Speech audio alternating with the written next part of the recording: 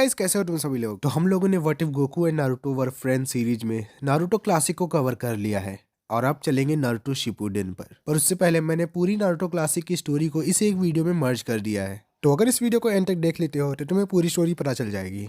तो जिस दिन विलेज पे नाइनटेल अटैक करता है उसी दिन एक सेयन पॉट अर्थ पर आता है। तो उस पॉट में एक बच्चा होता है और उसे ग्रैंडपा गोहान अपने पास रख लेते हैं। तो अभी ग्रैंडपा गोहान को एक्सप्लेन कर देते हैं। तो grandpa Gohan land of fire के एक छोटे से विलेज में रहते हैं एंड उन्हें टाइजुत्सु बहुत ही अच्छे तरीके से आता है एंड उन्होंने थर्ड होकागे के साथ मिलकर कई सारी फाइट्स भी करी हैं। तो वो गोकू को अपने पास रखते हैं एंड गोकू को टाइजुत्सु सिखाते हैं। तो इस दुनिया में हम लोग गोकू का पावर पोल और निम्बस नहीं रखेंगे क्योंकि आगे चल के गोकू उन्हें वैसे भी यूज नहीं करने वाला है। तो कुछ साल के बाद तो गोकू फुल मून को देखता है और ग्रेट एप में ट्रांसफॉर्म हो जाता है। तो ग्रैंडपा गोहान गोकू की टेल कट करके गोकू को रोकते हैं पर इसमें उन्हें बहुत सारी चोटें लग जाती हैं और उनकी डेथ हो जाती है। तो इसके बाद वहाँ पर लीफ के शिनोबी आते हैं एंड वो लोग गोकू को देखते हैं और वो लोग गोकू को अपने साथ विलेज हेरिन इनर लीफ में ले आते हैं। इसके बाद ह्यूगा क्लैन के लोग गोकू को चेक करते हैं। तो वो लोग थर्ड होकागे को बताते हैं कि गोकू के अंदर चक्रा नेटवर्क जैसी चीजें हैं ही नहीं, क्योंकि गोकू एक ह्यूमन नहीं सेयन है, इसलिए उसके अंदर चक्रा नेटवर्क जैसी चीजें नहीं है और वो निंजुत्सु और गेंजुत्सु नहीं कर पाएगा। पर फिर भी वो लोग बताते हैं कि गोकू की पावर नाइनटेल के बराबर मानी जा सकती है। वो लोग कहते हैं कि अगर हम लोगों ने गोकू को सही से ट्रेन किया और गाइड किया तो आगे हमारे लिए काफी हेल्पफुल रहेगा। ये सब सुनने के बाद थर्ड होकागे ने नारुतो के रूम में एक और बेड लगवा दिया। तो यार क्योंकि नारुतो अकेले रहता था तो मैं चाहता हूँ कि उसे एक फ्रेंड मिल जाए। तो दोनों सेम ही एज के हैं, सेम ही स्कूल में जाएंगे एंड सेम ही रूम में रहेंगे। तो शुरू में नारुतो को थोड़ी बहुत प्रॉब्लम होती है गोकू से, पर फिर वो खुश होता है क्योंकि अब उसके पास एक फ्रेंड तो है बात करने के लिए। तो दोनों स्कूल जाना शुरू करते हैं जहाँ पर नारुतो थोड़ा बहुत निंजुत्सु यूज भी कर लेता है पर गोकू जरा सा भी यूज नहीं कर पाता। पर गोकू को बहुत ज्यादा इससे फर्क नहीं पड़ता है, वो हमेशा खुश ही रहता है। तो एग्जाम टाइम आता है और नारुतो और गोकू दोनों फेल हो जाते हैं। इस टाइम पर नारुतो उतना ज्यादा दुखी नहीं है क्योंकि गोकू और नारुतो दोनों फेल हुए हैं, पर थोड़ा बहुत तो दुखी होंगे ही। तो एग्जाम्स के बाद थर्ड होकागे गोकू को अपने पास मिलने के लिए बुलाते हैं क्योंकि उन्हें गोकू से बात करनी थी। दूसरी तरफ नारुतो के साथ वही सीन होता है जो नारुतो के साथ शुरुआत में हुआ था। उसे एक टीचर स्क्रोल चुराने को कहते हैं, वो स्क्रोल चुराता है एंड उससे शैडो क्लोन जुत्सु सीखता है एंड इसके बाद इरुका और गोकू दोनों नारुतो को ढूंढने निकलते हैं। तो वहाँ पर इरुका उस टीचर से फाइट करते हैं और उसी टाइम पर नारुतो को पता चलता है नाइनटेल के बारे में।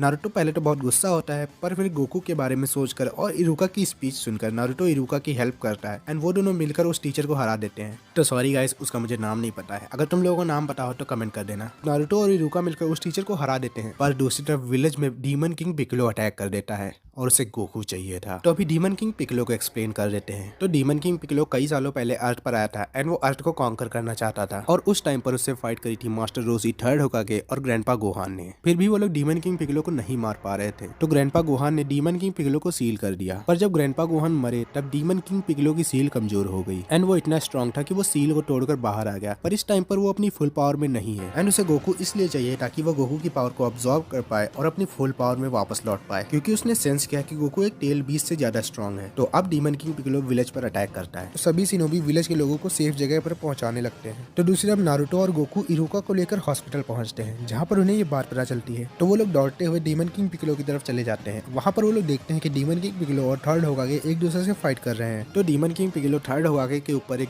की ब्लास्ट का अटैक करता है, पर तभी वहां पर मास्टर रोसी आते हैं और वो डीमन किंग पिक्कोलो के अटैक को अपने कामेहामेहा से रोक देते हैं। तो गोकू और नारुतो उनका अटैक देखकर बहुत ही ज्यादा चौंक जाते हैं एंड इसके बाद गोकू का भी मन करता है कि वो एक बार ये अटैक करे एंड इसके बाद गोकू एक बार में ही कामेहामेहा को बना लेता है और डीमन किंग पिक्कोलो के ऊपर अटैक करता है। तो डीमन किंग पिक्कोलो गोकू का अटैक डॉज कर देता है एंड गोकू को देखते ही समझ जाता है कि ये वही है जो उसे चाहिए। तो मैं तुम लोगों को बता दूं कि डीमन किंग पिक्कोलो हवा में उड़ रहा है। तभी डीमन किंग पिक्कोलो गोकू की तरफ बढ़ता है पर मास्टर रोसी उसे रोक लेते हैं और थर्ड होकागे गोकू और नारुतो से वहां से दूर जाने को कहते हैं। तो काफी देर तक फाइट करने के बाद मास्टर रोसी और थर्ड होकागे दोनों बहुत ही थक चुके थे पर वो डीमन किंग पिक्कोलो को नहीं रोक पाते हैं। तो इसके बाद मास्टर रोसी गोकू के पास जाते हैं।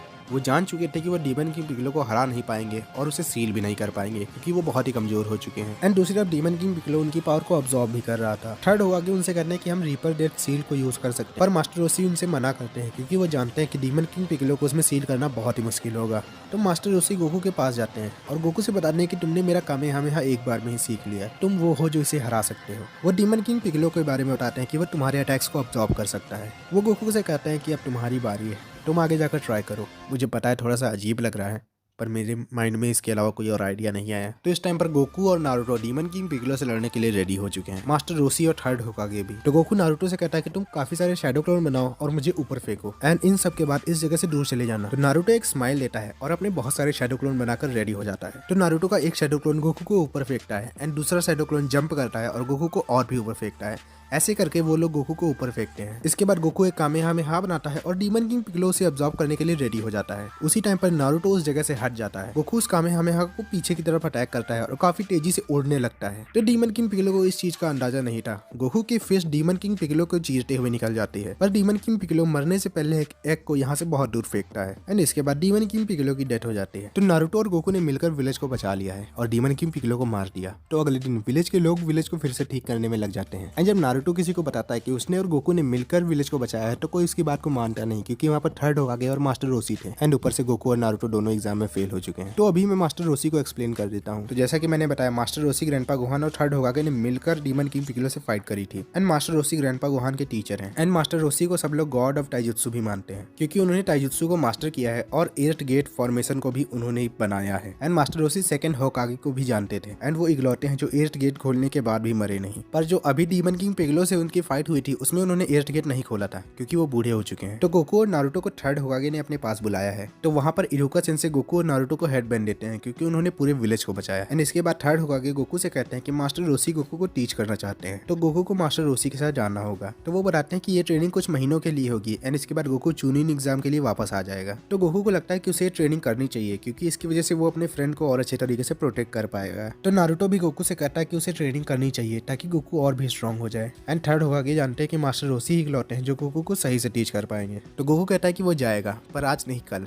तो इसके बाद इरुका सेंसेई नारुतो एंड गोकू को रामेन पार्टी देते हैं एंड दोनों मिलकर इरुका सेंसेई की पर्स को खाली कर देते हैं। And next day Goku training के लिए निकल जाता है। नारुतो को अपनी टीम मिल चुकी है, सास्के, साकुरा और उनके टीचर हैं काकाशी। तो टीम 7 छोटे मोटे मिशन करती है और थोड़ी बहुत ट्रेनिंग भी करती रहती है। कुछ टाइम के बाद वो लोग एक ओल्ड ब्रिज बिल्डर की हेल्प करने जाते हैं, जहाँ पर उनकी फाइट होती है जाबुजा से। एंड पूरी स्टोरी तुम लोगों को पता ही होगी, तो मुझे नहीं लगता कि उसे एक्सप्लेन करना चाहिए। तो दूसरी तरफ मास्टर रोशी गोकू को ट्रेनिंग दे रहे हैं। तो हम लोगों ने लास्ट वीडियो में देखा था कि गोकू ने कामेहामेहा ऑलरेडी सीख लिया है, तो गोकू अपना कामेहामेहा परफेक्ट करने में लगा है एंड मास्टर रोशी उसे 8 गेट फॉर्मेशन भी सिखाते हैं। तो मास्टर रोशी को पता है कि गोकू के पास चक्रा नहीं है, पर मास्टर रोशी जानते हैं कि गोकू फिर भी स्ट्रांग है एंड उन्होंने गोकू की इस पावर को की का नाम दिया है। एंड वो बताते हैं कि डीमन किंग पिगलो के पास भी ऐसी ही की थी। वो गोकू को की और चक्रा को सेंस करना भी सिखाते हैं। कुछ महीनों के बाद चूनिन एग्जाम अनाउंस होते हैं एंड उसमें सारे न्यू गेनिन पार्टिसिपेट करेंगे, यानी कि नारुतो की टीम भी। तो नारुतो, सास्के, साकुरा इस बारे में बात ही कर रहे थे, तभी वहाँ पर गोकू एंट्री लेता है एंड वो इतना फास्ट था कि उसे सास्के भी नहीं देख पाता है। तो इसके बाद गोकू नारुतो से बात करता है एंड नारुतो गोकू को मिलवाता है सास्के और साकुरा से। तभी गोकू एक बहुत ही स्ट्रॉन्ग चक्रा को सेंस करता है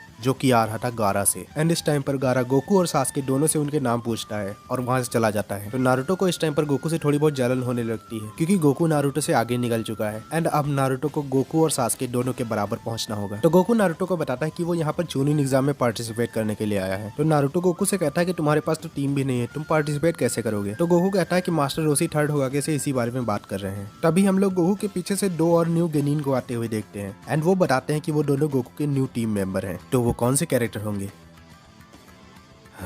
चीची एंड क्रिलेन। तो वो दोनों अभी अभी एकेडमी से पास आउट हुए हैं एंड एक वीक के अंदर ही उन्हें चूनिन एग्जाम देना है। तो वो दोनों एकेडमी से जल्दी पास आउट हुए हैं, इसका मतलब वो दोनों जीनियस होंगे, क्योंकि उन्होंने क्लोन जुत्सु बहुत ही आसानी से कर लिया था। तो वो दोनों गोकू से कहते हैं कि मास्टर रोशी ने कहा है कि गोकू उन्हें 1 वीक के लिए ट्रेन करेगा। तो नेक्स्ट डे से गोकू उन्हें ट्रेन करने लगता है, क्योंकि गोकू को टाइजुत्सु ही आता है, तो वो टाइजुत्सु ही उन्हें सिखाता है। एंड टाइम मिलने पर वो नारुतो को भी थोड़ा बहुत टाइजुत्सु सिखाता है। तो 1 वीक हो चुके हैं एंड ये है चूनिन एग्जाम का पहला दिन, रिटन टेस्ट। तो रिटन टेस्ट में गोकू और नारुतो को कुछ भी समझ में नहीं आ रहा था एंड गोकू और नारुतो को चीटिंग करना भी नहीं आता। तब नारुतो अपना कॉन्फिडेंस दिखाता है एंड गोकू नारुतो का कॉन्फिडेंस देखकर और भी खुश हो जाता है एंड दोनों लोग एग्जाम पूरा देते हैं। अब वो बात अलग है कि उन्हें एक भी आंसर नहीं आता था, फिर भी वो दोनों पास हो जाते हैं। तो अब हम लोग आ चुके हैं चूनिन एग्जाम के नेक्स्ट डे पे, फॉरेस्ट ऑफ डेथ। तो अंदर टोटल 19 टीम जाती हैं। तो हम लोग नारुतो और गोकू की टीम को सेम स्क्रोल देंगे ताकि वो लोग आपस में फाइट ना करें। तो नारुतो की टीम यानी कि टीम 7, तो गोकू की टीम और टीम 7 अलग हो जाते हैं, क्योंकि उन्हें सेम ही स्क्रोल ढूंढना था। तो टीम 7 को दोनों स्क्रोल मिल जाते हैं, पर उन पर ओरोचिमारू अटैक कर देता है एंड वहाँ पर वो सब वैसे ही होता है जैसे एनिमे में हुआ था। एंड दूसरी तरफ गोकू एक बहुत ही स्ट्रॉन्ग की को सेंस करता है, तो गोकू उस तरफ नहीं जाता है, क्योंकि उसके साथ क्रिलेन और चीची हैं एंड वो दोनों इतने स्ट्रॉन्ग नहीं है। एंड इसके बाद गोकू की टीम एक एक्स्ट्रा टीम से फाइट करती है एंड उन्हें भी अपना स्क्रोल मिल जाता है। तो वैसे मैं तुम लोगों को बता दूं, गोकू ने सामने वाली टीम के किसी भी मेंबर को मारा नहीं है। तो नेक्स्ट डे साउंड टीम 7 पर अटैक कर देती है। तो क्योंकि नारुतो और सास्के दोनों बेहोश थे, इसलिए साकुरा को अकेले लड़ना पड़ता है। पर कुछ टाइम के बाद रॉकली उसकी हेल्प करने के लिए आता है। रॉकली के हारने के बाद बाद टीम 10 भी साकुरा की हेल्प करने के लिए आती है। तो जब वो टीम भी साउंड निंजा से हारने लगती है तब सास्के उठता है कर्स मार्क के साथ एंड उस टाइम पर गोकू और नेजी दोनों वहाँ पर पहुंच चुके थे। तब गोकू देखता है सास्के की कर्स मार्क वाली पावर। इसके बाद साकुरा सास्के को रोक लेती है एंड वो साउंड निंजा अपना स्क्रोल फेंक कर वहाँ से चले जाते हैं। एंड उस टाइम पर नेजी अपनी ब्याकुगान से सास्के को देख ही रहा था एंड वो गोकू को भी देखता है। वो देखता है कि गोकू के पास चक्रा पॉइंट नहीं है। तो इसके बाद गोकू नारुतो को भी जगाता है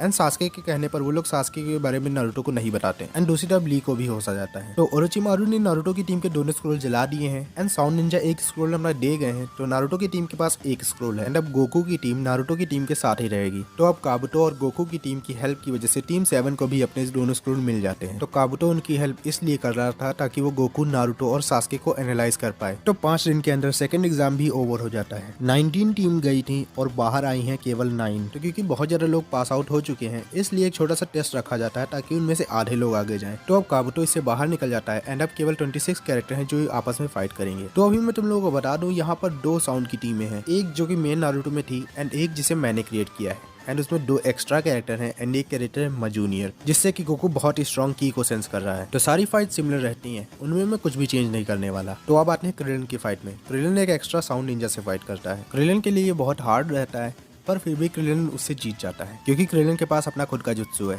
एंड उसे वो कहता है सोलर फ्लेयर, बेसिकली अपने टकले को चमकाता है। एंड इसके बाद चीची की फाइट भी एक एक्स्ट्रा साउंड निंजा से होती है एंड वो अपने क्लोन जुत्सु और टाई जुत्सु को यूज कर जीत जाती है। तो अभी ली और गारा की फाइट में हम लोग एंट्री लेते हैं क्योंकि हमें गोकू का रिएक्शन बताना है। तो जब ली 8th गेट फॉर्मेशन को यूज करता है और 5th गेट ओपन करता है तब गोकू बहुत ही ज्यादा शॉक हो जाता है क्योंकि गोकू इस टाइम पर केवल 3rd गेट तक ही ओपन कर सकता है। एंड नारुतो की फाइट को देखकर गोकू बहुत ही ज्यादा खुश होता है नारुतो की जीत को लेकर। इसके बाद गोकू इस साउंड निंजा से फाइट करता है जिसे वो रॉकली का हिडन लोटस यूज करके हराता है। तो इसके बाद चोजी की फाइट होती है मजूनियर से। तो जैसा कि तुम लोग जानते हो कि चोजी के साथ जो वहां पर हुआ था वही यहाँ पर होगा। तो मजूनियर चोजी को हरा देता है। अब फाइनल एग्जाम 1 महीने के बाद होगा जिसमें सबसे पहली फाइट होगी नेजी और नारुतो की एंड उसके बाद सास्के और गारा की एंड इसके बाद शिनो और कांकुरो की, उसके बाद टोमारी और शिकमारू की, फिर चीची और गोकू की एंड लास्ट फाइट होगी मजूनियर वर्सेस क्रिलिन। तो अभी सबके पास 1 महीने है ट्रेनिंग और रेस्ट करने के लिए। तो इस 1 महीने में नारुतो लेजेंडरी सानिन जुराया के साथ ट्रेनिंग करता है और गोकू चीची और क्रिलिन को ट्रेनिंग देता है क्योंकि मास्टर रोशी गोकू को जितना सिखा सकते थे उतना उन्होंने सिखा दिया है। तो अभी उस सीन पे चलते हैं जब गारा रॉकली को मारने जाता है। 1 महीने हो चुके हैं और अगले दिन फाइनल एग्जाम है। तो हॉस्पिटल में नारुतो को होश आता है जहाँ पर उसका इंतजार शिकमारू और गोकू कर रहे होते हैं। वो दोनों शोगी खेल रहे होते हैं और शिकमारू गोकू को बार बार हरा रहा था। तो नारुतो को होश आता है और उसे पता चलता है कि कल एग्जाम है। तो वो काफी ज्यादा परेशान हो जाता है क्योंकि उसने कोई भी ऐसा जुत्सु नहीं सीखा जिससे वो फाइट जीत पाए। तभी गोकू सेंस करता है गारा का चक्रा एंड वो हॉस्पिटल में था। तो गोकू, शिकमारू और नारुतो रॉकली के रूम में जाते हैं जहाँ पर गारा रॉकली को मारने जा रहा था। वो लोग उसे रोक देते हैं। तो इसके बाद सब कुछ वैसे ही होता है जैसा नारुतो एनिमे में हुआ था, बस फर्क इतना था कि गोकू गारा से इतना ज्यादा डर नहीं रहा था जितना नारुतो और शिकमारू डर रहे थे। And next day chunin exam start होता है। तो नारुतो हिनाटा से बात करता है एंड इसके बाद चूनिन एग्जाम में काफी एपिक एंट्री लेता है। तो सबसे पहली फाइट होती है नारुतो और नेजी की जिसमें नारुतो जीतता है एंड इसके बाद सास्के और गारा की फाइट होनी थी पर सास्के था नहीं इसलिए मैच को आगे बढ़ा दिया जाता है। इसके बाद कांकुरो और शिनो की फाइट होनी थी पर कांकुरो फॉरफिट कर लेता है एंड इसके बाद शिकमारू और टोमारी की फाइट होती है जिसमें शिकमारू जीत जाता है पर वो टोमारी को जीतने देता है। तो नेक्स्ट फाइट होती है चीची और गोकू की जो कि एक टाइजुत्सु फाइट होती है और उसमें गोकू अपनी पूरी पावर यूज नहीं करता एंड उसमें चीची हार जाती है क्योंकि चीची का चक्रा खत्म हो चुका था। दूसरी तरफ गोकू के पास बहुत ज्यादा पावर है। तो नेक्स्ट फाइट होती है क्रिलिन वर्सेस मजूनियर की जिसमें मजूनियर जरा सा भी टाइम वेस्ट नहीं करता। वो क्रिलिन पर अटैक करता है और क्रिलिन को बहुत बुरी तरीके से मारता है एंड क्रिलिन बेहोश हो जाता है। इस वजह से क्रिलिन हार जाता है। तो गोकू और नारुतो ये सब देखकर मजूनियर के ऊपर बहुत ज्यादा गुस्सा होते हैं। तभी वहाँ पर सास्के और काकाशी सेंसेई एंट्री लेते हैं। तो अब यहाँ पर लास्ट मैच होगा गारा और सास्के का। तो फाइट में जब सास्के चिडोरी को यूज करता है तब नारुतो और गोकू दोनों बहुत ज्यादा चौंक जाते हैं जिसमें नारुतो को तो बहुत ज्यादा प्रॉब्लम हो रही थी क्योंकि उसके पास कोई नया जुत्सु नहीं है। तो अब यहाँ पर ओरोचिमारू वाला सीन होता है। तो ओरोचिमारू 3rd होकागे को पकड़ लेता है। तो ओरोचिमारू 3rd होकागे को एक बैरियर में बंद कर देता है ताकि बाहर से कोई हेल्प ना कर पाए और इसके बाद वो 1st एंड 2nd होकागे को समन करता है जो कि 3rd होकागे से फाइट करते हैं। दूसरी तरफ टोमारी और कांकुरो गारा को लेकर वहां से चले जाते हैं जिनका पीछा सास्के करता है। तो गोकू भी सास्के के पीछे जाने लगता है पर उसे मजूनियर रोक लेता है। तो दूसरी तरफ साकुरा, नारुतो और शिकमारू सास्के के पीछे जाते हैं। तो बाकी की फाइट होती रहेंगी, हम लोग फोकस करते हैं गोकू पर। तो गोकू चीची को नारुतो के साथ जाने को कहता है एंड इसके बाद हमें पता चलता है मजूनियर कौन है। तो मजूनियर है पिक्कोलो जूनियर जो कि अपने फादर डीमन किंग पिक्कोलो का बदला लेने आया है गोकू से, जिसे हम लोग पिक्कोलो बुलाएंगे। तो अब पिक्कोलो और गोकू की फाइट शुरू होती है जिसमें पिक्कोलो जीत रहा था। इसके बाद गोकू अपना 3rd गेट खोलता है पर फिर भी पिक्कोलो ज्यादा स्ट्रॉन्ग था। पिक्कोलो गोकू के ऊपर एक अटैक करता है जिससे गोकू को बहुत ज्यादा डैमेज होता है। तो अब गोकू के पास कोई और चारा नहीं बचा है, तो वो अपना 5th गेट खोलता है। तो इस 1 महीने में गोकू ने अपना 5th गेट ओपन करना सीख लिया है। गोकू अपने 5th गेट की हेल्प से पिगलो को हरा देता है। तो जब माइट गई और रॉकली 5th गेट यूज करते हैं तब उनका ग्रीन ऑरा बनता है, पर जब गोकू यूज करता है तब उसका रेड ऑरा बनता है। ये शायद इस वजह से है क्योंकि गोकू के पास चक्रा नहीं है। तो सिंपली मैंने गोकू के लिए कायोकिन और 8 गेट फॉर्मेशन को एक ही कर दिया है, तो इसे तुम कायोकिन ही समझो। वीडियो को लाइक कर देना और चैनल को सब्सक्राइब कर दो। तो गोकू पिगलो को हरा देता है पर उसे मारता नहीं है, वो पिगलो को एक और चांस देना चाहता है। एंड इसके बाद गोकू नारुतो को ढूंढने निकल जाता है। तो वहां पर पहुंचने के बाद गोकू देखता है कि नारुतो ने भी गारा को हरा दिया है, और इसके बाद गोकू नारुतो की स्पीच को सुनता है और वो खुश होता है क्योंकि उसका फ्रेंड बहुत ही अच्छा है। गोकू को थोड़ी बहुत कंफ्यूजन रहती है क्योंकि गोकू को नाइन टेल के बारे में कुछ भी पता नहीं है। इसके बाद गोकू और सास्के दोनों नारुतो को उठाकर हॉस्पिटल ले जाते हैं। दूसरी तरफ थर्ड होकागे ने भी फर्स्ट और सेकंड होकागे को सील कर दिया था और ओरोचिमारू के हैंड्स को भी, और ये सब करते हुए उनकी डेथ हो जाती है। नेक्स्ट डे थर्ड होकागे का फ्यूनरल होता है एंड इसके बाद एंट्री होती है इटाची उचिहा की। तो नारुतो और जुराया ट्रेनिंग करने के लिए जा रहे हैं। वैसे तो वो 5th होकागे सुनाटे को लेने जा रहे हैं। हिडन लीफ के गेट पर उन्हें मास्टर रोसी मिलते हैं। मास्टर रोसी जुराया और नारुतो से बात करते हैं। नारुतो, मैंने तुम्हारे बारे में गोकू से बहुत कुछ सुना है। मुझे भी ये लगता है कि तुम किसी बड़े काम को करने के लिए पैदा हुए हो, इसलिए पूरी मेहनत से ट्रेनिंग करना। मुझ पर भरोसा रखिए ओल्ड मैन रोशी, मैं करके दिखाऊंगा। नारुतो, तुम्हें मास्टर रोसी से ऐसे बात नहीं करनी चाहिए। कोई बात नहीं जुराया,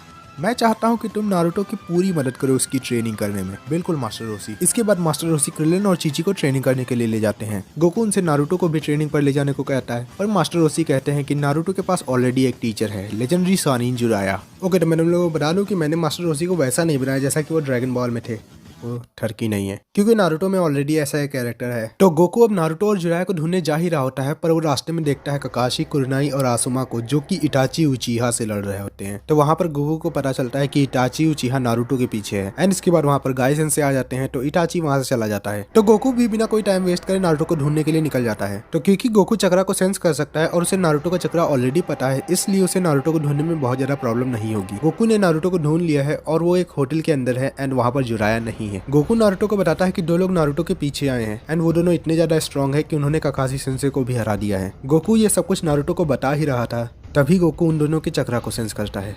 वो दोनों नारुतो के रूम के बाहर थे। गोकू नारुतो को रेडी रहने को कहता है। नारुतो अपने बहुत सारी शैडो क्लोन बना लेता है और गोकू अपना 5th गेट ओपन करता है। इसके बाद नारुतो का एक शैडो क्लोन दरवाजा ओपन करता है एंड गोकू अपने 5th गेट फॉर्म में कामेहामेहा बनाता है और सीधे ही अटैक कर देता है। पर कीसामे की तलवार सामेहाडा गोकू के कामेहामेहा को पूरी तरह से अब्सॉर्ब कर लेती है। कीसामे कहता है, तुम्हारा चक्रा बहुत ही अजीब है, पर मेरी सामेहाडा को वो बहुत अच्छा लगा। तो अभी हम लोग गोकू को थोड़ा सा नर्फ करने वाले हैं। तो गोकू के पास चक्रा नहीं है, की है, एंड की भी एक एनर्जी है और कामेहामेहा भी रासेंगन जैसे एनर्जी से ही बनता है। इस वजह से सामेहाडा कामेहामेहा को अब्सॉर्ब कर सकते हैं। एंड गोकू की 8th गेट फॉर्मेशन उतनी ही ज्यादा स्ट्रॉन्ग है जितनी रॉकली की 8th गेट फॉर्मेशन है। बस फर्क इतना है कि गोकू की बॉडी पर 8th गेट फॉर्मेशन यूज करने के बाद इतना ज्यादा डैमेज नहीं होता जितना रॉकली की बॉडी पर हुआ था। तो अब स्टोरी पर आते हैं। नारुतो के शैडो क्लोन कीसमे पर अटैक करते हैं, पर कीसमे उन्हें बहुत ही आसानी से हरा देता है। इटाची गोकू को देखता है एंड वो गोकू के 5th गेट को देखकर काफी इंप्रेस होता है। तभी वहाँ पर सास्के एंट्री लेता है। वो इटाची से बदला लेने आए हैं। तो अगर तुम लोगों को सास्के की कहानी नहीं पता है तो नारुतो देखो जाके। सॉरी एंड इस वीडियो को लाइक कर देना और चैनल को सब्सक्राइब कर देना। सास्के एक चिडोरी बनाता है और इटाची के ऊपर अटैक कर देता है, पर इटाची सास्के के हाथ को पकड़ लेता है और उसे तोड़ देता है। इसके बाद इटाची सास्के को एक किक देता है जिससे सास्के दूर जाकर गिरता है। नारुतो और गोकू सास्के की हेल्प करने के लिए जाते हैं, पर उन्हें कीसमे रोक लेता है। गोकू कीसमे से फाइट करने की कोशिश करता है, तभी इटाची गोकू के ऊपर सुकुयोमी को यूज करता है और गोकू इटाची के गेंजुत्सु में फंस जाता है। गोकू अपनी लाइफ का सबसे बुरा ड्रीम देखता है। गोकू देखता है कि नारुतो, सास्के, क्रिलिन, रोसी और चीची ये सभी लोग मर चुके हैं और ऊपर एक पर्सन उड़ रहा है जो कि गोकू को कैकरॉट कहकर बुला रहा है। इसके बाद गोकू दो लोगों को देखता है, एक मैन एक वुमेन, जो कि गोकू के ऊपर हाथ रखकर रो रहे थे और गोकू से कह रहे थे कि जिंदा रहना कैकरॉट। तो अब गोकू के ड्रीम से बाहर आते हैं। इटाची इसके बाद सास्के के ऊपर भी सुकुयोमी को यूज करता है, जिसमें इटाची सास्के को दिखाता है कि कैसे उसने पूरे उचिहा क्लैन को मारा। उसमें सिर्फ उसने अपने छोटे भाई को छोड़ा, सास्के उचिहा को। इसके बाद वहाँ पर जुराया आता है एंड वो नारुतो, सास्के और गोकू को बचा लेता है और इटाची और कीसमे को वहाँ से भागना पड़ता है। इसके बाद नारुतो गोकू और सास्के को उठाने की कोशिश करता है, पर वो दोनों नहीं उठते। इसके बाद वहाँ पर गाय सेंसे आते हैं और वो सास्के और गोकू दोनों को विलेज वापस ले जाते हैं। और इसके बाद जुराया और नारुतो मेडिकल निंजा सुनाटे को ढूंढने के लिए निकल जाते हैं, जो कि गोकू और सास्के को ठीक कर सकते हैं। इसी सफर में नारुतो अपने रासेंगन की ट्रेनिंग भी करता है। इसके बाद उन्हें लेजेंडरी सानिन सुनाटे मिल जाती हैं। इसके बाद 2 legendary Sannin versus 1 legendary Sannin की फाइट होती है, ओरोचिमारू वर्सेस जुराया एंड सुनाटे। एंड उस फाइट में सुनाटे के सामने नारुतो खुद को प्रूव करता है। इसके बाद सुनाटे को वापस विलेज में लाया जाता है एंड उन्हें फिफ्थ होकागे बना दिया जाता है। फिफ्थ होकागे बनने के बाद वो पहले गोकू को उठाते हैं एंड तब उन्हें पता चलता है कि गोकू एक नॉर्मल ह्यूमन नहीं है। इसके बाद नारुतो उन्हें सास्के के पास ले जाता है एंड इसके बाद रॉक ली के पास। गोकू उठने के बाद ककाशी सेंसे के पास जाता है क्योंकि उसके माइंड में बहुत सारी कंफ्यूजन है जो कि उसे ककाशी सेंसे से पूछनी है। गोकू ककाशी से पहला क्वेश्चन ये पूछता है कि इटाची कौन है और सास्के उससे बदला क्यों लेना चाहता है। इटाची उचिहा सास्के उचिहा का बड़ा भाई है और उसने एक रात पूरे उचिहा क्लैन को खत्म कर लिया, केवल सास्के को छोड़ा। पर उसने ऐसा क्यों किया? कुछ लोग मानते हैं कि उसने अपनी पावर को टेस्ट करने के लिए ये सब किया। पर वो नारुतो के पीछे क्यों है? नारुतो के अंदर 9 टेल डीमन फॉक्स सील है और इटाची उचिहा को वही चाहिए। वही 9 टेल जिसने कुछ सालों पहले विलेज पर अटैक किया था? हाँ, वो नारुतो के अंदर है। तभी गोकू नारुतो और सास्के के चक्रा को सेंस करता है जो कि बहुत तेजी से बढ़ रहा था। तो नारुतो और सास्के हॉस्पिटल के ऊपर फाइट कर रहे होते हैं। इसके बाद ककाशी और गोकू दोनों लोग उनके पास जाते हैं एंड ककाशी सेंसे बीच में आकर उन दोनों की फाइट को रोक देते हैं। इसी बीच एक सेयन पॉट अर्थ पर आता है। Oh shit. Here we go again. Sasuke Naruto के रासेंगान को देखता है जो कि सास्के की चिरोरी से ज्यादा स्ट्रांग है एंड इसके बाद वो वहां से चला जाता है। सास्के इस टाइम पर बहुत ही गुस्सा है क्योंकि उसे पहले गोकू ने सरपास किया एंड इसके बाद नारुतो ने। तो जब डीमन किंग पिगलो ने विलेज पर अटैक किया था और नारुतो और गोकू ने उसे मिलकर रोका था तब वहां पर सास्के भी था। सास्के वहां पर सब कुछ देख रहा था। उसने देखा कि एक लूजर ने उसे सरपास कर दिया है और कुछ टाइम बाद दूसरे लूजर ने भी उसे सरपास कर दिया। तो इस टाइम पर तुम लोग सास्के और वेजिटा को एक ही मत समझना क्योंकि सास्के का मोटिव गोकू और नारुतो को सरपास करना नहीं है। सास्के का मोटिव है सबसे स्ट्रांग बनना ताकि वो इटाची को हरा पाए। तो मैंने काफी सारे न्यू कैरेक्टर्स तो एक्सप्लेन कर दिए हैं पर उनके मैंने गोल्स नहीं बताए, तो एक एक करके उन्हें बताना शुरू करते हैं। तो मास्टर रोसी से शुरू करते हैं। मास्टर रोसी का कोई एंड गोल नहीं है, बस वो गोकू की टीम को इतना स्ट्रांग बनाना चाहते हैं कि वो आगे आने वाली मुसीबतों का खुद ही सामना कर पाए। अब चीची का गोल एक्सप्लेन करते हैं। तो चीची का गोल है एक एवरेज शिनोबी लाइफ को जीना एंड दूसरा गोल है गोकू से शादी करना। तो अब चलते हैं क्रिलन के गोल पर। क्रिलन का गोल है इतना स्ट्रांग बनना कि नेक्स्ट टाइम उसके सामने कोई भी आए वो उससे हारे ना। इसी वजह से वो मास्टर रोसी से 8 गेट फॉर्मेशन सीख रहा है। इसके बाद पिकलो का गोल था गोकू से रिवेंज लेना एंड वो अभी उस बात को भूला नहीं है, पर इस टाइम पर उसका कोई क्लियर एंड गोल नहीं है। तो अभी तक मैंने जितने भी कैरेक्टर इंट्रोड्यूस कराए हैं उनके बारे में मैंने सब कुछ बता दिया है। तो अब स्टोरी पर आते हैं। उस सेयन पॉट से एक पर्सन निकलता है एंड वो उड़कर गोकू के पास जाने लगता है। तो सास्के वहां से जा चुका है एंड अब गोकू नारुतो के पास जाता है। गोकू को इस टाइम पर यह लगता है कि 9 टेल ने ही उसके विलेज पर अटैक किया था और 9 टेल की ही वजह से ग्रैंडपा गुहान की डेथ हुई है, पर वो ये भी मानता है कि नारुतो 9 टेल नहीं है। जो कुछ भी हुआ उसमें नारुतो की कोई गलती नहीं एंड वो यही क्वेश्चन ककाशी सेंसे से पूछना चाहता है कि क्या उसकी विलेज पर भी 9 टेल ने अटैक किया था। तभी गोकू सेंस करता है कि कोई उड़ते हुए उसके पास आ रहा है एंड उसके पास बहुत ही स्ट्रांग की है। वो उड़कर गोकू के पास जाता है और गोकू के सामने खड़ा होता है। वो गोकू से बहुत ही ज्यादा स्ट्रांग था। वो गोकू से कहता है कि वो उसका बड़ा भाई रेजित्स है एंड गोकू को कैकरॉट कहकर बुलाता है। उस टाइम पर गोकू को अपना सुकुयोमी वाला ड्रीम याद आता है, पर रेजित्स की आवाज उस आवाज से मैच नहीं हो रही थी जो कि उस टाइम पर गोकू के माइंड में आई थी। इसके बाद रेजित्स गोकू से पूछता है कि तुम्हारी टेल कहाँ है। गोकू बताता है कि वो टेल कई सालों पहले ही कट चुकी है। तब रेजित्स बताता है कि कैकरॉट, तुम्हें अर्थ पर अर्थ को डिस्ट्रॉय करने के लिए भेजा गया था। तुम शायद वो सारी बातें भूल चुके हो और अपना नाम भी। रेजित्स गोकू को ऑर्डर देता है कि तुम अभी इस विलेज को डिस्ट्रॉय करो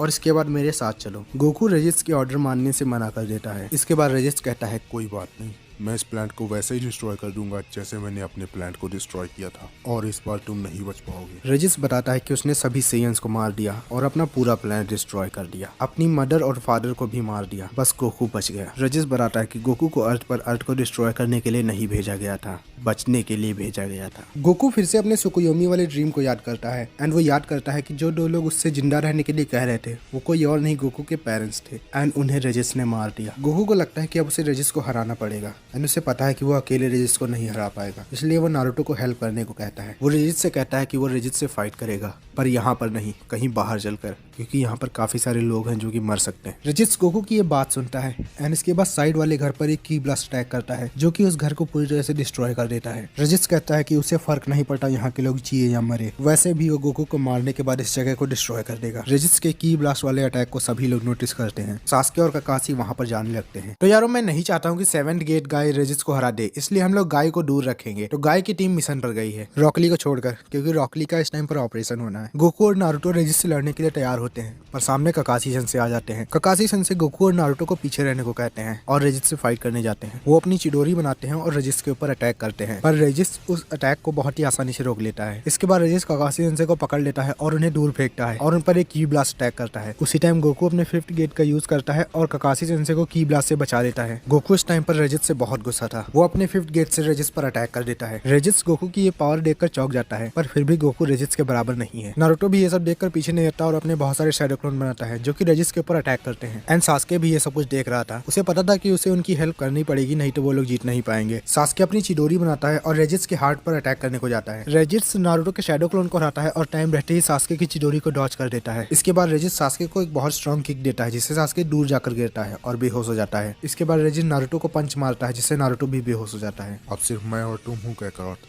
तो देखते हैं तुम मुझसे जीत पाते हो या नहीं। तभी वहाँ पर मास्टर रोसी आते हैं एंड वो अपना 7th गेट ओपन करते हैं। वो ककाशी से कहते हैं कि तुम नारुतो, गोकू और सास्के को यहाँ से दूर ले जाओ, पर गोकू जाने से मना कर देता है, वो यहीं रुकेगा। तो ककाशी यहाँ से नारुतो और सास्के को वहाँ से दूर ले जाते हैं। इसके बाद गोकू अपने 5th गेट में और मास्टर रोसी अपने 7th गेट में रेजिस से फाइट करने लगते हैं। तो मास्टर रोसी का 7th गेट उतना स्ट्रॉन्ग नहीं था जितना स्ट्रॉन्ग वो पहले हुआ करता था एंड अब उनकी बॉडी पर डैमेज भी हो रहा था। रेजिस गोकू की नेक को पकड़ता है एंड मास्टर रोसी पर अपने एक हाथ से की ब्लास्ट का अटैक करता है जिसे मास्टर रोसी अपने कामेहामे हाथ से रोकते हैं। गोकू और मास्टर रोसी थक चुके थे पर रेजिस अभी भी स्ट्रॉन्ग था। तभी वहाँ पर पिकलो आता है। पिकलो गोकू की हेल्प करने आया है क्योंकि अगर वो ऐसा नहीं करेगा तो रेजिस पूरी अर्थ को डिस्ट्रॉय कर देगा और इसमें पिकलो भी मर जाएगा। रेजिस पिकलो को देखता है और पिकलो को नमेकियन बुलाता है। पिकलो रेजिस की बातों पर ध्यान नहीं देता क्योंकि उसके पास इस टाइम पर एक प्लान है, पर प्लान को करने के लिए उसे 5 मिनट चाहिए। तो गोकू एंड मास्टर रोसी रेजिस से फाइट करने लगते हैं एंड पिकलो अपना अटैक बनाने लगता है, पर रेजिस समझ जाता है और पिकलो के ऊपर बहुत ही स्ट्रॉन्ग अटैक करता है जिससे पिकलो का एक हाथ ही अलग हो जाता है। इसके बाद रेजिस दूसरा अटैक गोकू पर करता है जिससे गोकू के पैर में बहुत ज्यादा चोट आती है। मास्टर रोसी इस टाइम पर समझ चुके थे कि अगर उन्हें रेजिस को रोकना है तो उन्हें अपना 8th गेट ओपन करना पड़ेगा क्योंकि गोकू को इस टाइम पर बहुत ज्यादा डैमेज हो चुका है और वो हमेशा एक बच्चे के भरोसे नहीं रह सकते, जैसा कि उन्होंने डीमन किंग पिकलो की फाइट में किया था। मास्टर रोसी गोकू से दूर रहने को कहते हैं और अपना 8th गेट ओपन करते हैं। गोकू मास्टर रोसी को रोकने की कोशिश करता है क्योंकि जहाँ तक उसे पता है 8th गेट ओपन करने के बाद लोग मर जाते हैं, पर गोकू के पैर में बहुत ज्यादा चोटें आ चुकी थी इसलिए वो चल भी नहीं पा रहा था। मास्टर रोसी अपना 8th गेट ओपन करते हैं एंड इस टाइम पर वो बहुत ज्यादा स्ट्रॉन्ग हो चुके थे। इसके बाद वो रेजिस से फाइट करने लगते हैं जिसमें वो रेजिस को बहुत बुरी तरीके से हरा रहे थे। पिकलो ने भी अपने हाथ को रीजनरेट कर लिया है एंड वो अपनी अटैक को फिर से बनाने लगता है। मास्टर रोसी रेजिस को बहुत बुरी तरीके से मार रहे थे पर 8th गेट ओपन करने की वजह से उनकी बॉडी पर भी बहुत ज्यादा डैमेज हो रहा था। गोकू ये सब कुछ देख रहा था और वो सोच रहा था कि वो कितना वीक है, वो मास्टर रोसी की हेल्प करने तक नहीं जा पा रहा। कुछ टाइम के बाद पिकलो का अटैक रेडी हो जाता है एंड मास्टर रोसी रेजिस को पीछे से पकड़ लेते हैं एंड पिकलो अटैक करता है। स्पेशल बीम कैनन, जो कि मास्टर रोसी और रेजिस दोनों को चीरते हुए निकल जाती है। मास्टर रोसी गोकू को देखते हैं और स्माइल करते हैं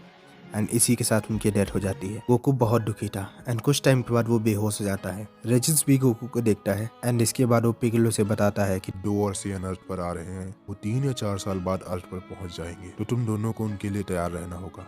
वो मुझसे भी ज्यादा स्ट्रॉन्ग है। एंड काकारोट को बताना कि मैंने हमारे पेरेंट्स को नहीं मारा, ना ही पूरा प्लान डिस्ट्रॉय किया, वो करने वाला।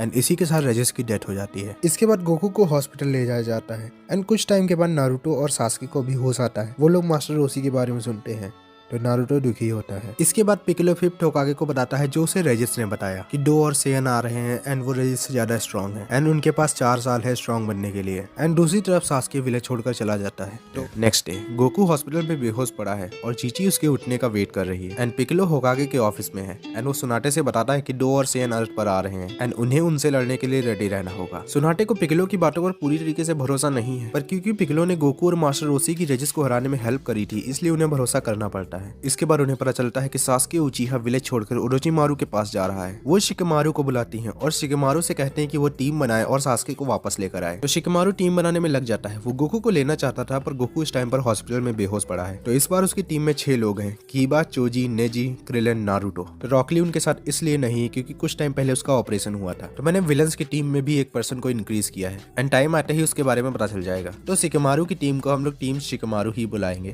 तो टीम शिकमारू कुछ टाइम के बाद उन साउंड निंजास को ढूंढ लेती है, पर साउंड निंजास को उनके बारे में पता चल जाता है एंड वो शिकमारू की टीम को पकड़ लेते हैं। तो उनमें से फैट निंजा रुकता है शिकमारू की टीम से फाइट करने के लिए एंड बाकी के 4 निंजा आगे चले जाते हैं। तो मैंने उनकी टीम में एक एक्स्ट्रा निंजा जोड़ा है एंड वो किमीमारू नहीं है। तो बाकी के 4 साउंड निंजास उसे इतना ज्यादा पसंद नहीं करते हैं क्योंकि वो उन सबसे स्ट्रॉन्ग है बिना कर्स मार्क की पावर को यूज करे। तो शिकमारू की टीम उस फैट निंजा के जुत्सु से बच जाते हैं एंड इसके बाद चोजी रुकता है उस निंजा से फाइट करने के लिए। बाकी के लोग आगे चले जाते हैं एंड एक बार फिर से शिकमारू की टीम साउंड निंजा के आमने सामने आती है। तो इसके बाद स्पाइडर, साउंड निंजा, वेल मुझे इन चारों के नाम नहीं पता है। तो इस बार स्पाइडर साउंड निंजा रुकता है एंड उससे फाइट करने के लिए नेजी रुकता है क्योंकि नेजी की जेंटल फिस्ट उसके वेब्स को काट सकती थी। तो थोड़ी आगे जाने के पास शिकमारू की टीम पर एक और साउंड निंजा अटैक कर देता है। उसे पता चल गया था उनके प्लान के बारे में, इसलिए वो रुक गया था एंड बाकी के दोनों साउंड निंजा सास्के को लेकर आगे निकल चुके हैं। तो नारुतो बाकियों से कहता है कि वो आगे जाए एंड नारुतो यहाँ पर रुकेगा, पर क्रिलन नारुतो से कहता है कि तुम भी जाओ, मैं इसे रोक लूंगा। इसके बाद क्रिलन अपनी टीम से आंखें बंद करने को कहता है और अपना सोलर फ्लेयर यूज करता है,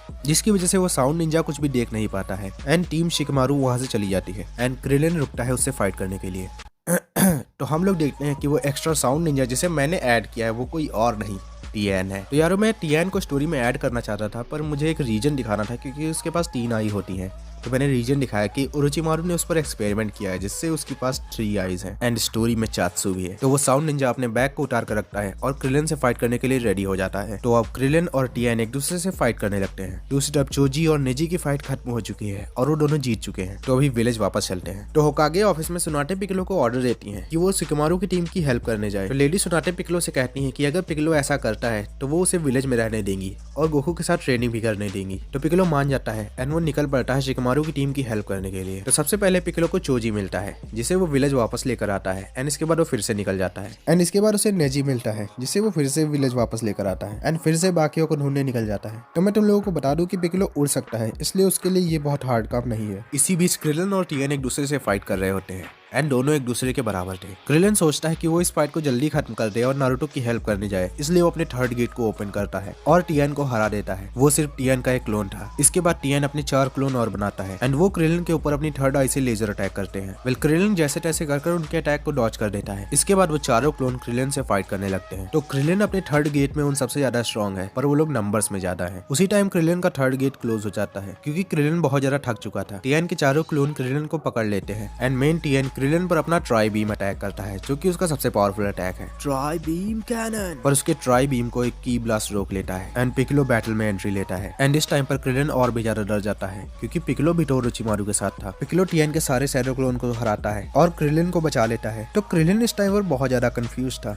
क्योंकि उसे समझ नहीं आ रहा था कि पिकलो तो ओरोचिमारू के साथ था, फिर वो उसे क्यों बचा रहा है। पर क्रिलन के पास इतनी हिम्मत भी नहीं थी कि वो पिकलो से क्वेश्चन पूछे क्योंकि उसे याद था कि लास्ट टाइम पिकलो ने उसका क्या हल किया था। दूसरी तरफ टीएन भी पिकलो से डर रहा था क्योंकि उसे पता था कि वो चाहे जितना भी स्ट्रांग हो वो पिकलो के बराबर नहीं है, पर फिर भी वो पिकलो से फाइट करने की कोशिश करता है। वो जानता था कि पिकलो से एक अटैक में ही मार सकता है, पर पिकलो कोई स्ट्रॉन्ग अटैक कर ही नहीं रहा था। तो अभी के लिए टीम शिकमारू की तरफ चलते हैं। तो शिकमारू की टीम एक बार फिर से साउंड निंजा के आमने सामने आती है जहाँ पर किमीमारू एंट्री लेता है एंड वो सास्के का बॉक्स लेकर वहाँ से आगे चला जाता है जिसके पीछे नारुतो जाता है एंड बाकी के 2 साउंड निंजा से शिकमारू और कीबा फाइट करते हैं। इसके बाद नारुतो किमीमारू को रोक लेता है और किमीमारू से फाइट करने लगता है। तभी सास्के अपने बॉक्स से बाहर निकलता है और आगे चला जाता है। तभी वहाँ पर रॉक ली एंट्री लेता है जो कि नारुतो को आगे जाने को कहता है एंड खुद किमीमारू से फाइट करने लगता है। एंड यार वो सीन बहुत ही अच्छा है, मैं रिकमेंड करूंगा कि वो तुम जाकर यूट्यूब पर देखो, रॉकली वर्सेस किमीमारू। जब रॉकली किमीमारू से हारने लगता है और कीबा और शिकमारू भी साउंड निंजा से हारने लगते हैं तब वहाँ पर सैंड निंजा एंट्री लेते हैं। तो कांकुरो कीबा की हेल्प करने जाता है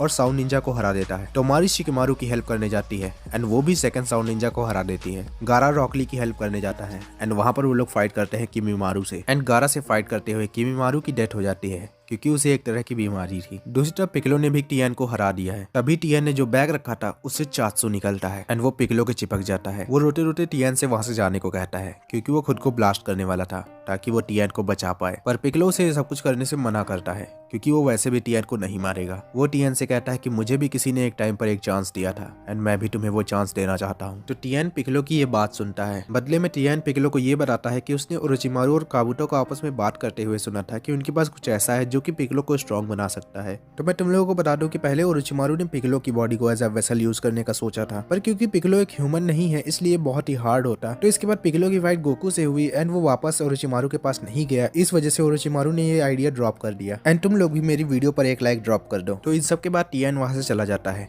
इसके बाद गोकू को होश आता है एंड उसे इस सब के बारे में पता चलता है। वो अपना 5th गेट ओपन करता है और तुरंत वहां से निकल जाता है। एक तरफ गोकू वहां पर जा रहा है, दूसरी तरफ पिकलो क्रिलन को लेकर वहां से वापस आ रहा है। तो अब सारी फाइट्स खत्म हो चुकी हैं। अब नारुतो और सास्के की फाइट होती है जिसमें नारुतो सास्के को रोकने की कोशिश करता है और सास्के नारुतो को हराकर ओरोचिमारू के पास जाने की कोशिश करता है। गोकू नारुतो और सास्के के पास जा रहा होता है एंड वो वहाँ पर जाते जाते इटाची के बारे में सोच रहा होता है, कैसे इटाची ने पूरे उचीहा क्लैन को खत्म कर दिया। गोकू को कहीं ना कहीं ये लगता है कि सास्के सही है, वो अपने आप को स्ट्रांग बनाना चाहता है ताकि वो इटाची से अपना बदला ले पाए। एंड गोकू को ऐसा इसलिए लगता है क्योंकि उसके साथ भी ऐसा ही हुआ है। उसके भाई की वजह से उसके टीचर की डेथ हुई, जिन्हें वो बहुत मानता था। गोकू वहाँ पर सास्के को लेने नहीं जा रहा है, वो वहाँ पर इसलिए जा रहा है क्योंकि उसे नारुतो की फिक्र है। तो मुझे पता है कि ये गोकू के जैसे सोच नहीं रहा है, पर टाइम के साथ गोकू थोड़ा बहुत तो बड़ा होगा ही, क्योंकि इस दुनिया में ड्रैगन बॉल्स नहीं है जो कि सभी को जिंदा कर ले। तो नारुतो और सास्के की फाइट खत्म हो चुकी है, जिसमें सास्के जीत चुका है। तभी वहाँ पर गोकू आता है एंड वो सास्के के मुंह पर सीधे एक पंच मारता है, जिसे सास्के डॉज कर देता है। इसके बाद गोकू नारुतो के पास जाता है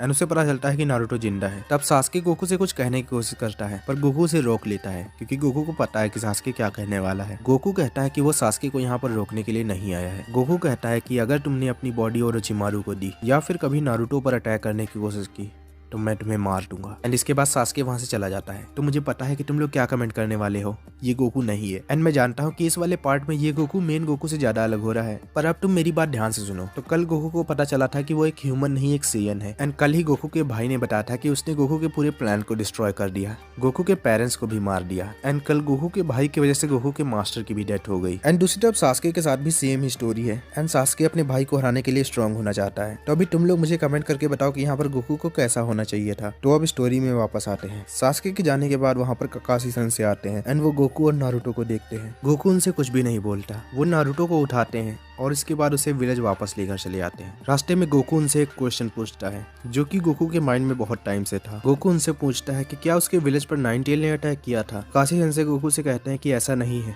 गोकू के विलेज पर जिसने अटैक किया था वो मंकी की तरह दिख रहा था, वो शायद 4 टेल था। गोकू कहता है 4 टेल? काकाशी सेंसे बताते हैं कि टोटल 9 टेल्ड बीस्ट हैं, जिनमें से 9 टेल हिडन लीफ के पास है एंड बाकी के अलग अलग ग्रेट नेशंस के पास है। तो अभी सभी लोग हिडन लीफ में वापस आ चुके हैं। सैन निंजा भी शिकमारू, ली और कीबा को लेकर हिडन लीफ पहुंच जाते हैं। वो लोग सास्के को वापस नहीं ला पाए, पर कोई भी मरा नहीं। तो नेक्स्ट डे गोकू नारुतो और शिकमारू को बात करते हुए सुनता है। नारुतो दुखी था कि वो सास्के को वापस नहीं ला पाया। इसके बाद वहाँ पर साकुरा आती है।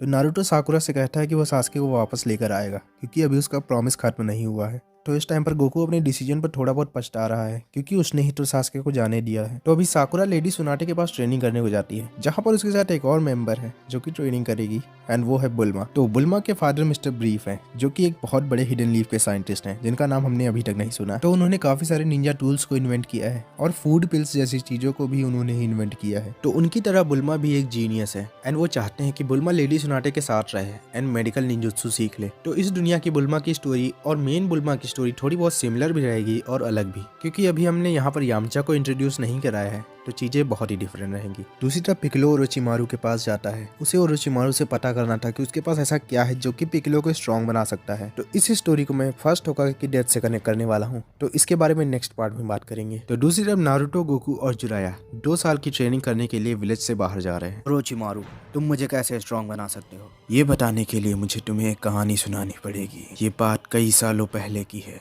जब मादरा उचिहा और हाशिरामा सेंजू की फाइट हुई थी। मादरा उचिहा की मौत के कुछ महीने बाद डीमन लॉर्ड अटैक कर देता है, जो कि दिखने में तुम्हारे जैसा ही था। उसने पूरे उजुमागी क्लैन को मार दिया। इसके बाद फर्स्ट होकागे हाशिरामा सेंजू उस डीमन लॉर्ड को रोकने जाते हैं। वो उसे सील कर देते हैं, पर ये सब करते हुए उनकी भी मौत हो जाती है। पर उस डीमन लॉर्ड ने सील होने से पहले एक एग को फेंका, जिससे डीमन किंग पिगलो का जन्म हुआ। और सेकंड होकागे के मरने के कुछ साल बाद डीमन किंग पिगलो विलेज पर अटैक करता है। उसे वो पावर चाहिए थी जो कि फर्स्ट होकागे ने सील करी थी। बस बहुत हो गया, अब मैं अपनी आवाज में वापस आता हूँ। तो वो जो डीमन लॉर्ड था जिसे फर्स्ट होकागे ने सील किया था, वो डीमन किंग पिगलो से बहुत ज्यादा स्ट्रॉन्ग था एंड वो डीमन किंग पिगलो का फादर भी था। फर्स्ट होकागे ने उसे कहाँ सील किया और कहाँ पर रखा है? हिडन लीफ के लोगों को भी इस बारे में बहुत कुछ नहीं पता, पर जहाँ तक मुझे लगता है तुम्हें उजुमाकी विलेज में कुछ मिल जाएगा। एंड इसके बाद पिकलो निकल पड़ता है उजुमाकी विलेज के। तो हमारी स्टोरी शुरू होती है गोकू और नारुतो के साथ, जो कि जुराया के साथ ट्रेनिंग पर जा रहे हैं। तो एक टाइम ऐसा आता है जब जुराया गोकू और नारुतो से थोड़ा सा अलग हो जाता है। वो कहीं पर गया है, जस्ट इमेजिन करो। और उसी टाइम पर गोकू नारुतो से बता देता है, आई एम सॉरी नारुतो, मुझे सास्के को रोकने का मौका मिला था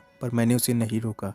मुझे ये लगता था कि सास्के जो कर रहा है वो सही है, पर मैं गलत था। और नेक्स्ट टाइम जब कभी भी मुझे मौका मिलेगा मैं सास्के को वापस ले आऊंगा। नारुतो गोकू से थोड़ा बहुत गुस्सा होता है, पर फिर वो गोकू को माफ कर देता है। वो गोकू से स्माइल करके कहता है कि गोकू उसे भी थोड़ा बहुत टाइजुत्सु सिखाए ताकि नेक्स्ट टाइम नारुतो भी थोड़ा बहुत काम आ जाए। तो अभी हम लोग 1 महीने का गैप लेंगे। तो जो लोग सोच रहे हैं कि इस 1 महीने के गैप में पिक्कोलो क्या कर रहा है, तो मैं उन सभी को बता देता हूँ कि इस 1 महीने में पिक्कोलो उस डीमन लॉर्ड की सील को ढूंढने में लगा है। तो 1 महीने के बाद गोकू, नारुतो, जुराया जो की ट्रेनिंग कर रहे होते हैं, वो मिलते हैं काकाशी सेंसे, साकुरा और बुल्मा से, जो कि यहाँ पर कुछ चीजें कलेक्ट करने आए हैं जो कि उनकी हेल्प करेंगे सेंजू बीन्स बनाने में, जिन्हें खाकर एक पर्सन हील कर सकता है। वो अभी तक बनी नहीं है, उनके बारे में मैंने कुछ सोचा भी नहीं है। तो स्टोरी पर फोकस करते हैं। तो बुल्मा, साकुरा और काकाशी मिलते हैं नारुतो, गोकू और जुराया से, एंड वो लोग जुराया को बताते हैं कि वो यहाँ पर क्या करने आए हैं। दूसरी तरफ हम लोग देखते हैं कि 1 महीने के बाद पिक्कोलो ने डीमन लॉर्ड की सील को ढूंढ लिया है, एंड वो सील को ओपन करता है जिससे एक नेमेकियन निकलता है। वो डीमन कोई और नहीं, लॉर्ड स्लज था। फाइनली तुमने मुझे आजाद करवा ही लिया पिक्कोलो। मैं पिक्कोलो नहीं, पिक्कोलो जूनियर हूँ। तो वो मर गया।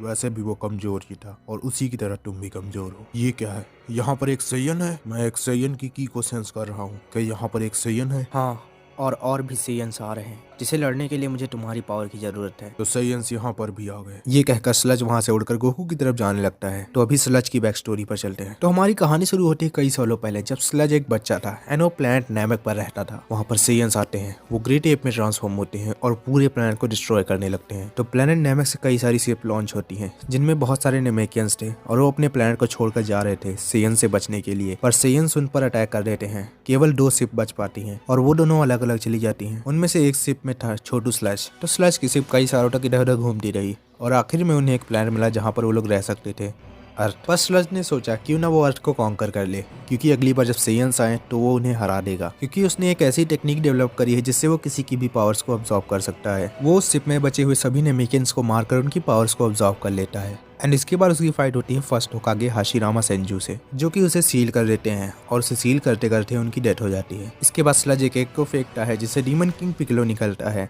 तो कई सालों के बाद जब डीमन किंग पिक्कोलो बड़ा हो जाता है, तब वो लॉर्ड स्लज को आजाद करने के लिए हिडन लीफ आता है, जहां पर उसकी फाइट होती है ग्रैंडपा गोहान, थर्ड होकागे और मास्टर रोसी से, जिस फाइट में मास्टर रोसी अपना एर्थ गेट ओपन करते हैं और उसे ओपन करने के बाद भी नहीं मरते। वहाँ पर मास्टर रोसी अपना एर्थ गेट ओपन तो करते हैं पर उसे बहुत ज्यादा यूज नहीं करते, इसलिए उनकी डेथ नहीं होती है। एंड वहाँ पर grandpa Gohan demon king Piccolo को सील कर देते हैं और इसके आगे की कहानी हम सभी को पता है। तो मैंने बहुत ज्यादा बैक स्टोरी बता दी, अब स्टोरी पर आते हैं। तो लॉर्ड स्लज गोकू की तरफ आगे बढ़ रहा था, जिसे पिक्कोलो रोकने की कोशिश करता है। लॉर्ड स्लज पिक्कोलो के ऊपर टाइम वेस्ट नहीं करता है, वो पिक्कोलो के ऊपर एक क्यूब ब्लास्ट अटैक करता है जिसे पिक्कोलो डॉज कर देता है। इसके बाद वो पिक्कोलो के पीछे आ जाता है और पिक्कोलो की नेक पर अटैक करता है जिससे पिक्कोलो बेहोश हो जाता है। पहले मैं उस सेयन को अब्सॉर्ब कर लूं, इसके बाद मैं तुम्हें अब्सॉर्ब करूंगा। गोकू सेंस करता है एक स्ट्रॉन्ग की जो कि उसके पास आ रही है। गोकू कंफ्यूज था क्योंकि उसे समझ नहीं आ रहा था कि ये कौन है, क्योंकि ये पिक्कोलो की तो है नहीं, और जहाँ तक उसे पता है तो सेयन्स अभी 2 साल के बाद ही आएंगे। गोकू सभी को अलर्ट रहने को कहता है क्योंकि उनकी तरफ बहुत ही स्ट्रॉन्ग पर्सन आ रहा है। वो जो भी है वो रेजिस के बराबर है।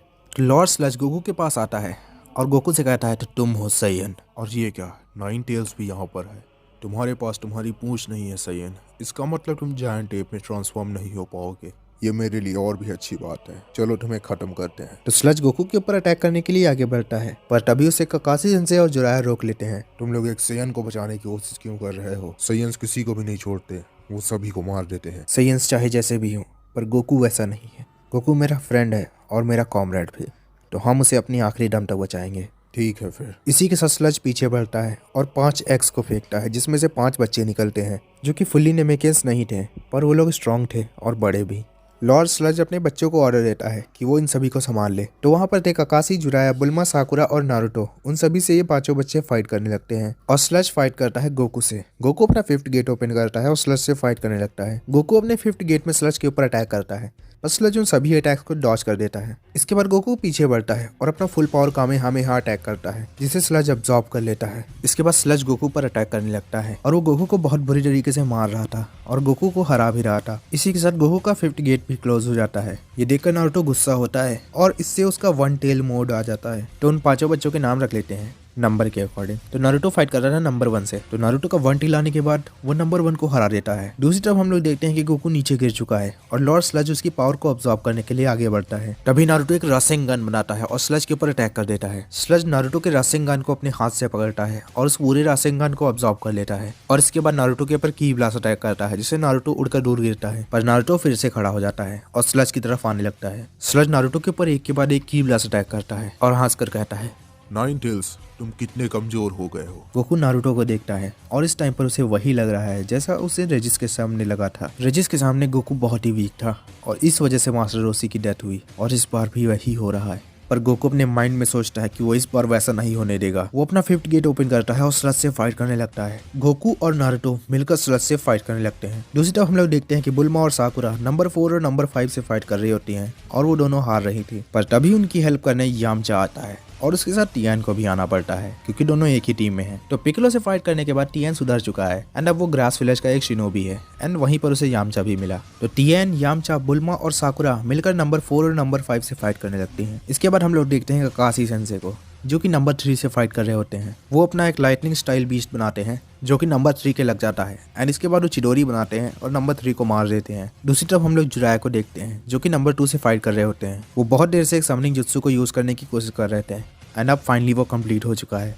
वो 2 ग्रेट सेज को समन करते हैं और इसके बाद अपना सेज मोड यूज करते हैं और मैसिव रेसिंगान की हेल्प से वो नंबर 2 को हरा देते हैं। दूसरी तरफ गोकू और नारुतो स्लज से फाइट कर रहे होते हैं जिनकी हेल्प करने काकाशी सेंसे और जुराया आते हैं। दूसरी तरफ हम लोग देखते हैं कि यामचा और टियान की हेल्प से नंबर 4 और नंबर 5 भी खत्म हो चुके हैं और बुल्मा और साकुरा यामचा टियान को हील कर रही हैं। जुराया, गोकू, नारुतो, काकाशी स्लज से फाइट करते हैं। काकाशी अपना लाइटनिंग बीस्ट अटैक करता है जिसे स्लज अब्सॉर्ब कर लेता है। इसके बाद गोकू कामेहामेहा अटैक करता है जिसे भी स्लज अब्सॉर्ब कर लेता है। जुराया बताता है कि उसके पास एक प्लान है। वो अपना प्लान सभी को बताता है और वो सभी लोग प्लान के अकॉर्डिंग काम करने लगते हैं। तो सबसे पहले गोकू अपना 6 गेट ओपन करता है और स्लज से फाइट करने लगता है। पर कुछ टाइम के बाद गोकू थक जाता है और उसका 6 गेट क्लोज हो जाता है। इसके बाद नारुतो फाइट करने जाता है पर वो भी हार जाता है एंड इसके बाद काकाशी से फाइट करते हैं और वो भी हार जाते हैं। इस टाइम पर स्लज बहुत थक चुका था एंड अब उसे उनकी पावर अब्सॉर्ब करनी थी। अभी सेज मोड जुराया आते हैं एंड वो स्लज से फाइट करने लगते हैं। कोई बात नहीं, मैं पहले तुम्हारी पावर अब्सॉर्ब करूंगा एंड ये कहते हुए स्लज जुराया को हरा देता है और जुराया की पावर को अब्सॉर्ब करने लगता है। पर जैसे जैसे वो जुराया की पावर को ऑब्जर्व कर रहा था वैसे वैसे उसके हाथ पत्थर के होते जा रहे थे। वो एक मेढक में ट्रांसफॉर्म होने लगता है और इसके बाद पत्थर का बनने लगता है एंड उसके बाद गोकू और नारुतो दोनों उठते हैं। नारुतो अपनी 1 टेल मोड में और गोकू अपने 6 गेट में। गोकू अपने 6 गेट में कामेहामेहा बनाने लगता है। नारुतो अपने बहुत सारे शैडो क्लोन्स बनाता है जो कि गोकू को ऊपर फेंकने लगते हैं।